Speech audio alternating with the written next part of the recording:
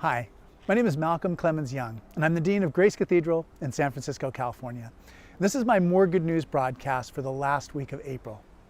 I'm standing here in the woods in the Presidio in a place that reminds me so much of a very dear friend, a woman who died last year who's the godmother of our children, of our daughter. Her name is Kristina, and the reason this place reminds me so much of her is that her son came and visited a few months ago, and we stood in this place and we shared stories about the old days. It reminds me a lot of a poem that I love by Elizabeth Bishop. It's called The One Art. I'm going to read the poem today. The art of losing isn't hard to master. So many things seem filled with the intent to be lost that the lost is not a disaster.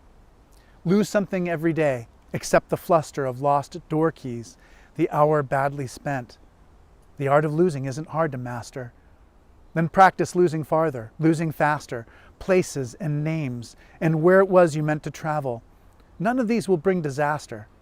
I lost my mother's watch, and look, my last, or next to last, of 3 loved houses went.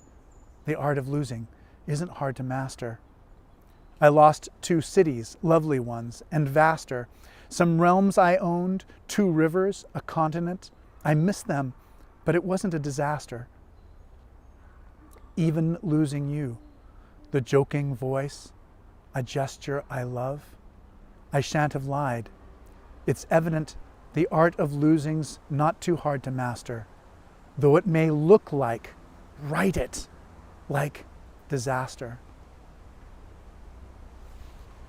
We realize that we lost so much in this last year, little things and big things, and who we are is dependent on those things. Our identity is connected to those things and those people that we've lost. And sometimes it can feel like we just don't really have a footing.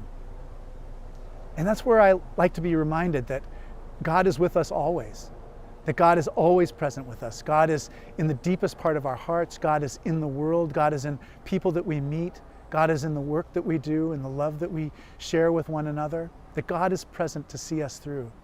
And that our real identity doesn't depend on any external thing, but on that connection to the holy, to the divine. I know that you've probably lost a great deal this year, as so many people that I know have. And my prayers are with you, because we're starting to emerge again. We're like giant bears emerging from being in hibernation, and the bright light is making us blink our eyes. But I'm looking forward very much to seeing you when we get the chance. Thanks for watching.